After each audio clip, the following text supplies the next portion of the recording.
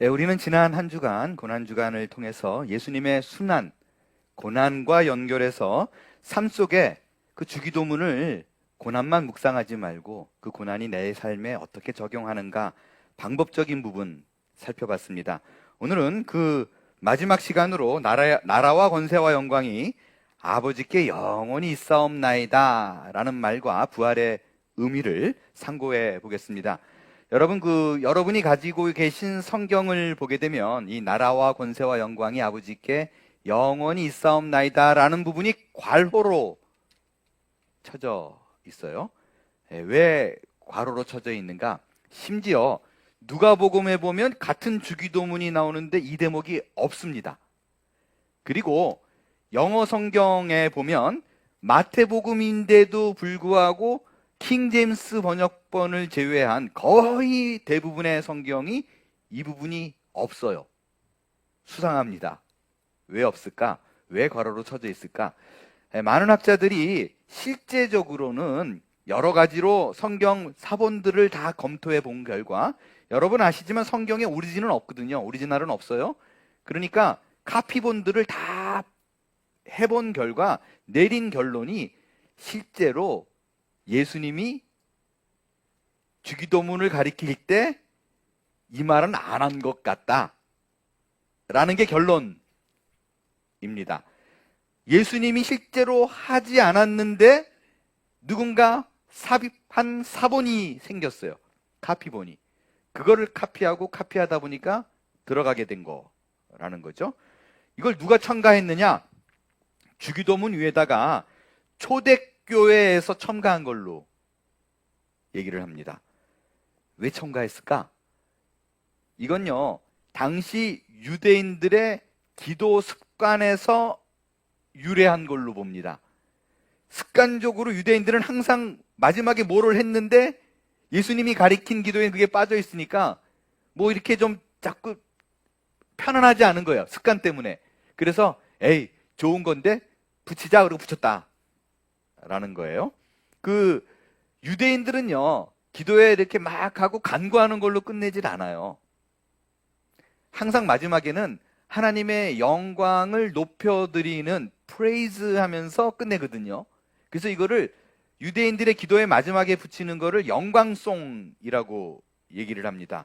다윗의 기도에서도 이런 걸 찾을 수 있어요. 여호와여, 권능과 영광과 승리와 위엄이 다 주께, 이러고 끝내요. 바울 서신서에는 굉장히 많이 나타납니다. 주께서 구원하시리니 그에게 영광이 세세 무궁토록 아멘. 그러니까 예수님이 가르쳐 주신 기도가 정확하게 있지만 이게 좀 뭔가 좀 이상해요. 그래서 유대인들이 본인의 습관대로 그러니까 붙인 것이 유래가 되었다라고 생각합니다. 개인적으로 만약에 누군가 저에게 와가지고 그럼 예수님이 한 말도 아닌데 그거 왜 해요? 그거 안 해야 되는 거 아니에요? 할 필요 없는 거 아니에요? 라고 물을 수 있잖아요. 그죠? 그럼 저는 그분에게 이렇게 말하고 싶어요. 만약 그렇게 생각한다면 예수님이 가르친 것도 아닌데 왜 해야 돼? 라는 게 자꾸 봐도 된다면 본인은 하지 마세요. 저는 할래요. 그렇게 말하고 싶어요. 왜냐하면 보세요. 예수님께서 주기도문을 가리킬 때 문장을 딱딱딱 떨어지게 말하면서 너희는 이 기도를 해야 돼라고 얘기하지 않았어요. 뭐라 그랬어요? 이렇게 기도해라. 이 기도를 해. 와, 이렇게 기도하는 다른 얘기입니다. 이렇게 기도하라라는 말의 의미는요, 이 정신, 이 원리로 하라 라는 것입니다. 그래서 기도의 핵심적인 거를 적어놨으니까 이런 식으로 해, 이런 뜻이에요. 그러니까 왜 예수님께서 이 기도를 해라고 말하지 않고 이렇게 기도해라 라고 얘기했냐면요, 너무 명확해요. 이 기도를 해 그러면 그 다음부터는 예외 없이 이게 주문이 될 거예요. 어느 현장에 가가지고 반드시 암송하고 외우고 이걸 해야 복을 받고, 그래서 모 교단에서 말하는 뭐 잘못했거나 또 무슨 복을 받고 싶으면 주기도문 100번 해오세요, 이건 미신이에요. 예수님은 이 기도를 하라고 하지 않았어요. 이렇게 기도하라 라고 얘기했습니다. 그러니까 방법적인 측면이에요. 그래서 여러분, 주기도문 반복해서 암송하고 시간을 채워서 기도하면 하나님이 소원을 들으실 거야, 이건 미신이에요. 성경에 그렇게 얘기한 적 없습니다. 그런 의미로 봤을 때 이 주기도문을요, 많이 하면 좋은 거 아닌가요? 라고 생각할 수 있는데, 저는 정말 개인적인 얘기예요. 이 목사님 말이 다 맞아 라고 말하면 안 되는데, 듣고 판단해 주세요. 제 말이 맞는지 안 맞는지. 저는 이 주기도문을요, 가능한 하지 말아야 될 상황이 있다라고 저는 생각해요. 어지간하면, 웬만하면 절대로 이거는 하지만 안 돼 라고 말하고 싶은 때가 있어요. 그건 언제냐면요, 일반적으로 교회에서 일어나는 미팅이 있잖아요. 모임 마친 다음에 막 모임을 인도한 사람이 본인이 기도하기는 싫고 마땅히 기도를 주목할 사람이 없을 적에, 자, 우리 주기도문으로 마칩시다 그러죠. 저는 그거 굉장히 안 좋아해요. 왜냐면요, 모임을 마칠 때 주기도문으로 끝냅시다라고 말할 적에 그 기도할 때 하늘에 계신 우리 아버지요 이름이 이렇게 기도하는 사람을 한 번도 본 적이 없어요. 어떻게 해요? 하늘에 계신 우리 아버지 이름이 누가 빨리 하나요? 완전히 아무런 의미가 없어요. 여러분, 그 식사 기도와 모임 마치는 기도 길게 하는 사람은 때려주고 싶잖아요. 밥이 식는데 끝나고 빨리 가야 되는데 뭐 봐야 되는데. 그래서 만약에 이 모임을 마칠 때 하늘에 계신 우리 아버지의 이름이 거룩히 여김을 받으시오 이렇게 기도하면요, 이 주문이에요. 그냥 암송한 걸 풀어넣는 거예요. 마음을 담는 기도가 될 수가 없습니다. 그렇기 때문에 만약에 그렇게 기도를 해왔다라면 이거는 공식적인 주술적 행위가 됩니다. 안 하는 게 나아요. 제 말 듣고 보니까 일리 있죠? 반응들이 없어요. 반응들이. 주님께서 가르치신 이 주기도문은요, 이 기도가 하는 게 아니에요. 이 원칙과 내용을. 그래서 이 원칙과 이 내용을 담는 거기 때문에 그대로 안 외워도 돼요. 실제로요, 옛날에 외운 주기도문은 이것과 다르죠? 옛날에는 오늘날 우리에게 이렇게 돼 있잖아요. 오늘 나라이 임하옵시며 나라가 임하옵시며. 그러니까 똑같이 하느냐 안 하느냐는 의미가 없어요. 내용과 정신을 담아서 기도하는 것이 의미가 있습니다. 이런 의미로 봤을 때 마지막에 하나님을 찬양하고 끝나면 얼마나 좋아요. 여러분의 기도를 한번 떠올려 보세요. 찬양과 영광을 담아서 끝내나요? 아니면은 마지막 일어서기 그 순간까지 애간장을 끓으면서 눈물로 호소하면서 끝내나요?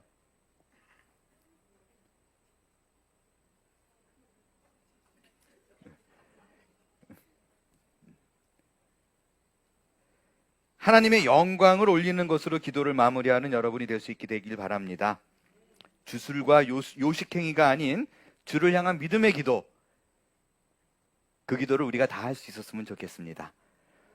이어서 생각해 보는 건 주의 나라와 권세와 영광이 아버지께 영원히입니다. 여러분, 권세와 영광은 나라를 전제로 합니다. 나라가 있어야 권세가 있죠. 그리고 나라가 있어야 다스림이 있어야 영광이 드러나죠. 나라가 있어야 백성들이 있고 백성이 있어야 영광을 돌릴 거 아니에요. 그래서 권세와 영광은 반드시 나라를 전제로 합니다. 여기서 나라가 뭔가? 미국을 얘기해요? 한국을 얘기해요? 무슨 나라예요? 하나님 나라입니다.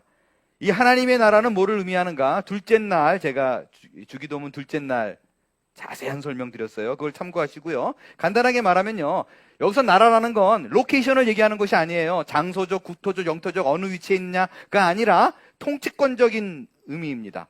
하나님이 다스리는 곳, 내가 하나님의 다스림 안에 있다라고 믿고 그의 말씀에 순종하며 그의 법에 따라가면 나는 그의 백성이에요. 그의 나라가 오늘 현재 이곳에 임했다, 실현이 되고 있다라는 뜻입니다. 그게 바로 하나님 나라의 현재성이에요.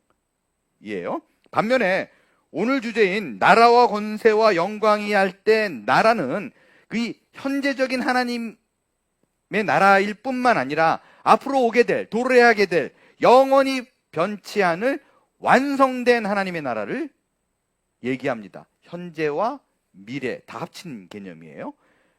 그럼 앞으로 여러분이 기대하는 도래하게 될 그 나라는 어떤 거예요? 여러분 중에 제가 믿고 지금까지 기도해온 천국, 하나님의 나라 천국, 둘째 날에 말씀드렸어요. 같은 개념이에요. 하늘 나라가 천국이에요.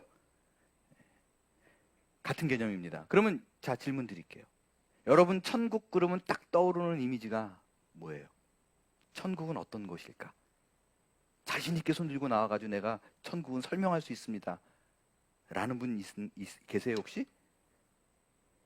늘 말씀드리지만 성경에서 명확하게 얘기하고 있지 않는데 정확히 말하면 이단입니다. 어슴푸레 말하고 앱스트랙트하게 추상적으로 말하면 추상적으로 이해하는 수밖에 없어요. 근데 성경에 나온 천국, 하나님의 나라, 다시 올 하나님의 나라는 굉장히 추상적입니다. 이사야서에 나온 천국의 묘사를 보겠어요. 이사야서 11장 6절부터 제가 읽을게요. 자, 보세요. 머릿속에 그려보세요. 천국은 이렇대요. 그때 이리가 어린 양과 함께 살며 표범이 어린 염소와 함께 누우며 송아지와 어린 사자와 살찐 짐승이 함께 있어 어린아이에게 끌리며 암소와 곰이 함께 먹으며 그것들의 새끼가 함께 엎드리며 사자가 소처럼 풀을 먹을 것이며 젖 먹는 아이가 독사의 구멍에서 장난하며 젖된 어린아이가 독사의 굴에 손을 넣을 것이라. 이게 하나님의 나라래요. 이미지가 딱 떠올라요? 이거는 주전 700년 전의 얘기라 이게 잘 안 맞는 것 같아요. 오케이, 조금 700년 후 요한이 본 계시록에 나온 천국은 이렇다고 얘기해요. 요한이 본 천국입니다. 성령으로 나를 내리고 크고 높은 산으로 올라가 하나님께로부터 하늘에서 내려오는 거룩한 성 예루살렘, 이게 천국이에요. 하나님 나라예요. 을 보이니 하나님의 영광이 있어 그 성의 빛이 지극히 귀한 보석 같고 벽옥과 수정같이 막더라 라고 되어 있어요. 이 모습이 천국이에요. 느낌이 와요? 알겠어요? 저는 모르겠는데요. 그리고요, 저는 이사야와 요한이 본 천국 이 묘사한 그대로 우리가 올라갔더니 이렇더라고 절대로 믿지 않습니다. 저는 사자가 야성이 있는 게 좋아요. 사자는 막 다가가지고 막 얼룩말 막 목을 물어뜯고 그래. 와, 사파리 구경을 가지. 우리가 갔더니 사자가 꼬리치고 오면 그 강아지를 보지 무슨 재미없어요. 그리고 온 땅이 벽옥이고 뭐 보석이고 우리 집 뒷마당에 흙이 그립지 않을까요? 그러니까 이거는 당시에 있는 사람들이 최고 좋은 거를 막 끌어다가 다 집어넣은 거예요. 표현할 길이 없어. 당시에는 사자에 물려 죽는 사람 많았거든요. 지금도 아프리카에 많이 죽어요, 그렇게. 그러니까 천국은 어떤지 몰라요. 몰라요. 표현하면 다 가짜예요. 본 적이 없는데. 그런데 진짜 알 수 있는 건 저는 성경을 이렇게 읽을 때마다 어떤 생각이 자꾸 드냐면 진짜 좋은가 보다. 그냥 그 느낌은 분명히 전해져요.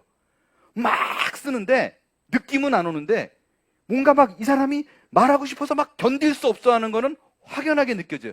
저는 그게 천국이라고 믿어요. 분명히 믿는 건 여기보다 훨씬 좋다라는 건 저는 진짜 믿어요. 아멘? 저는 정말로 믿어요. 정말로 그렇게 믿어요. 근데 이 앞으로 이런 하나님의 나라가 우리에게 도래할 텐데, 반드시 올 텐데, 그 하나님의 나라가 임하기 전에 반드시 지나야 될 사건이 있어요. 그건 뭐냐면요, 십자가에 달리신 죽으신 예수 그리스도께서 부활하시는 사건이 먼저 일어나야 되고요, 그 부활하신 예수님이 있는 모습 그대로, 부활의 모습 그대로 하늘나라에 올라가는 일이 벌어져야 돼요. 그게 전제돼야지 하늘나라, 그 천국이 내려올 적에 예수님이 다시 오시는 그날 그 일이 벌어진다라고 얘기하거든요. 재림 때. 그러니까 하나님의 나라를 기대하기 전에 반드시 죽음과 부활과 승천과 재림이 있어야 돼요. 근데 성경에서는 재림 이전에 있는 죽음과 부활과 승천이 있었다라고 얘기하는 거예요. 그 얘기를 하는 거예요. 여러분, 이걸 액면 그대로 믿지 않으면, 아니 혹시 이 중에 지금 생각해 보니까 내가 믿는가? 그건 이렇게 하고 있었던 것 같은데 라면 심각하게 고민해야 돼요. 내가 신자인가 아닌가? 심각하게 고민해야 돼요. 심각하게 고민해야 됩니다. 여러분, 우리는 예수님의 능력을 믿어요. 병 고친 거 믿어요. 귀신 내쫓았다는 거 믿어요. 바다 위 걸었다? 성경 읽 믿어요. 심지어 죽은 자를 살렸다? 믿어요. 여러분, 그 신자이면서 오랫동안 수십 년 동안 신앙생활한 사람들이 이거를 믿을 수밖에 없는 이유가 있어요. 이 자리에 앉아있는 분들은 대부분 경험이 그래도 있잖아요. 기도를 해보니까 와, 누군가 있네. 어려운 상황 속인데 기도해보니까 야, 이거는 답이 없었는데 해결이 되네. 경제적으로 어려울 때 회복된 경험이 있고요. 아팠을 때 난 경험이 있고, 용서하지 못해가지고 몸부림 평생을 쳤는데 예수님께 간구했더니 어느 날 그 사람이 용서가 돼요. 심지어 사랑스러워져요.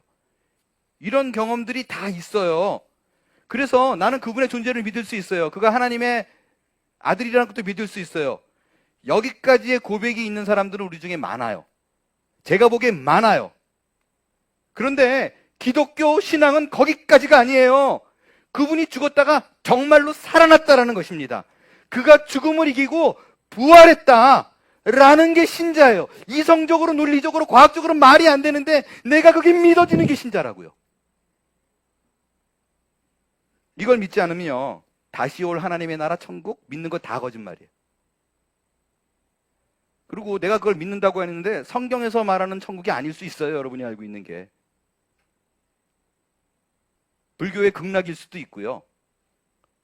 내가 성경대로 믿지 않으면 다 착각이에요. 이 중에 혹시 은근히요, 전생 믿는 사람들이 있어요. 아, 찔려, 이런 분이 있어요.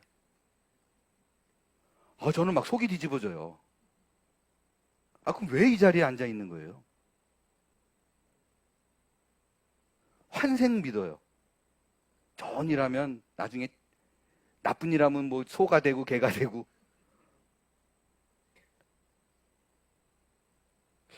이렇게 얘기 나누다 보면 신자인데 이렇게 깜짝 놀라요. 내가 목사를 왜 하고 있는 거지?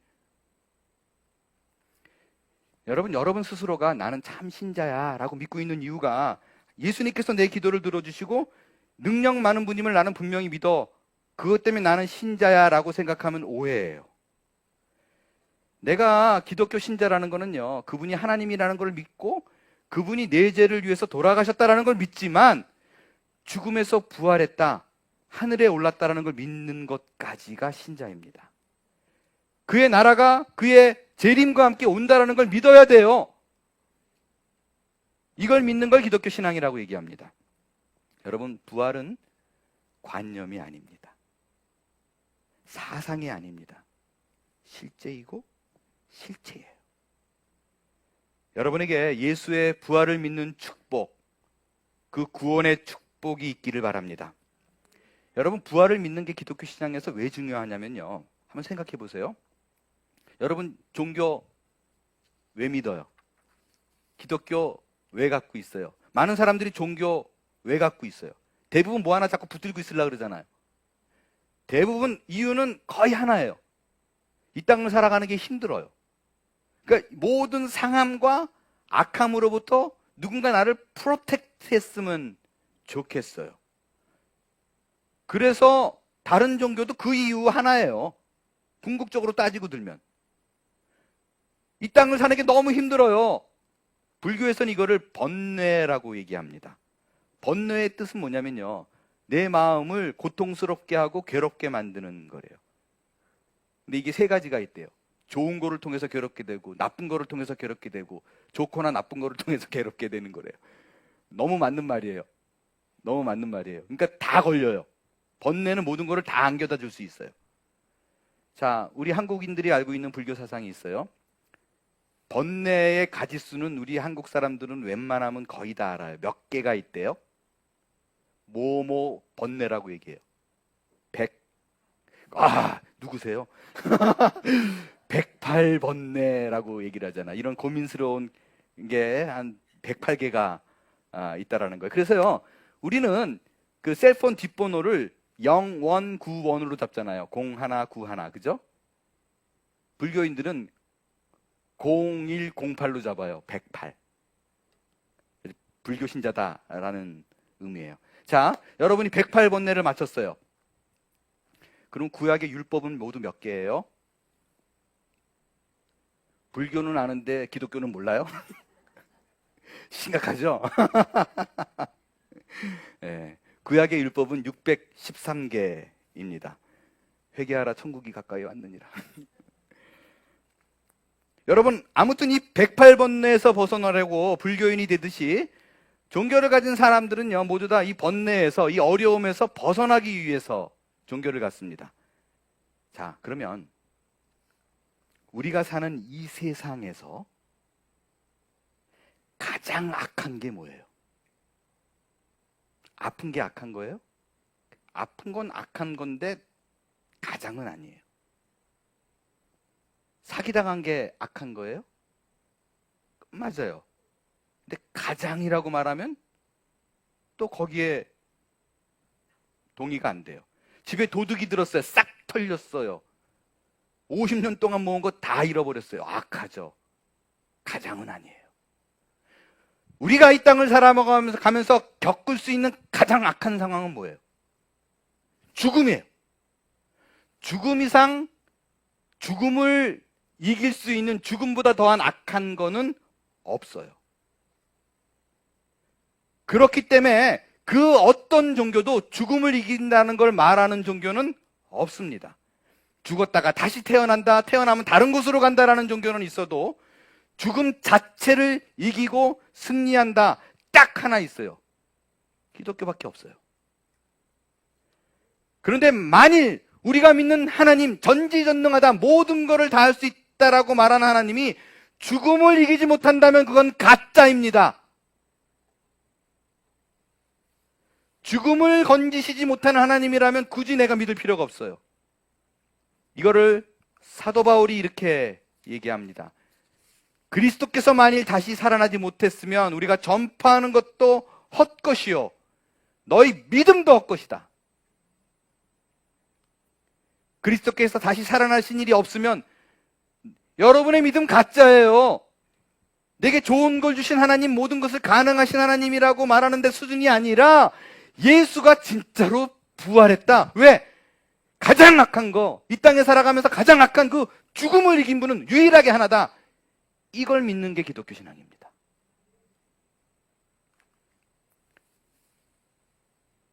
더 한 걸음 나아가 우리도 부활할 것을 믿는 것이 부활 신앙입니다.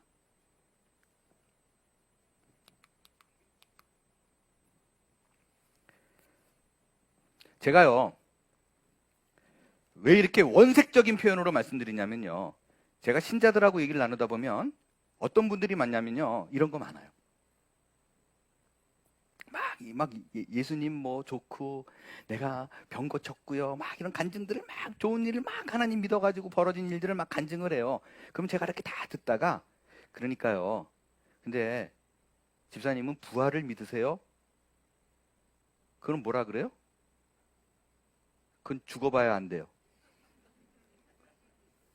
많아요. 많아요. 죽어보라고 말할 수도 없고. 어떻게 해야 되나? 이 부활을 대부분요, 이렇게 실제적인 부활을 믿는 게 아니라 이 부활절에 선포되는 메시지 자체도요, 죽음에서 살아난 이거보다 여러분의 삶에 피폐하고 쓰러져 있는 것을 일어난다라는 재건의 의미로 항상 선포가 돼요. 그래서 어느 날 진짜 실제적인 죽음에서 이겼다는 메시지는 없어지고 무언가 이렇게 근거가 있는 하나에서 살아났다라고 생각을 해요. 뭐 부활절 때 계란 나눠주는 거에 대해서 제가 뭐라고 시비는 안 하는데요. 그렇게 저는 마음속으로 항상 걸려요. 부활이 계란의 의미로, 계란은 이제 부활의 의미로 설명할 때 생명이 짝트고라는 걸로 얘기하잖아요. 뭐 어린아이들에게 설명할 때 뭐 그래도 괜찮아요. 내가 뭐 절대 하면 안 돼 이런 건 아닌데 자꾸 이렇게 마음에 걸리는 게 뭐냐면요. 여러분, 유정란은 이미 생명이 있는 거잖아요. 그 안에. 근데 부활은 끝난 거예요. 생명이 없는 것에서 살아난 게 부활입니다. 그걸 믿는 거예요, 그걸. 그러니까 뭐 건강한 몸을 되찾고 경제적으로 주렸는데 되고는 재건이에요. 예수를 믿으면 이런 일 다 일어나요. 바울이 말하는 부활신앙은 그게 아닙니다. 생명에 관한 거예요. 죽어도 산다는 것이에요. 이게 원색적인 부활이에요. 그것이 바로 예수님이 마르다에게 말씀하셨던 나는 부활이요 생명이니 나를 믿는 자는 기절했다가 사는 게 아니에요. 죽어도 살겠고 살아서 나를 믿는 자는 영원히 믿지 않느냐. 이걸 믿느냐, 네가 믿느냐, 이 얘기라고요. 이 얘기라고요. 여러분, 이걸 믿으세요? 죽었다가 살아난다는 거예요. 우리의 생명은 잠재적으로 있는 것이 아니라 완전히 꺼졌는데, 완전히 없는데 거기서 우리가 살아난다는 것입니다. 그게 부활이에요. 아멘이에요. 저는 우리 한몸교회 교우 모두가 이 믿음을 소유할 수 있게 되길 바랍니다. 이 부활이 여러분의 삶에 현실적인 믿음으로 자리 잡을 수 있게 되기를 바랍니다. 이 죽은 자가 모두 무덤에서 일어나 부활하는 그날이 바로 예수님이 다시 오시는 날이요. 그 다시 오시는 날이 오늘 주기도문의 마지막, 나라와 권세와 영광이 아버지께 영원히, 그 얘기입니다. 이 부활하신 예수님께서 우리에게 다시 오셔서 그의 영원한 나라를 세울 것을 기대할 수 있게 되길 바랍니다. 그게 바로 마라나타, 주 예수여 오시옵소서, 그 얘기예요. 이제 이 찬양을 할 거예요. 그냥 지나가는 관념적인 것이 아니라 내 안에 터져나오는 음성으로 마라나타, 주 예수여 오시옵소서 찬양할 수 있는 저와 여러분이 되길 바랍니다.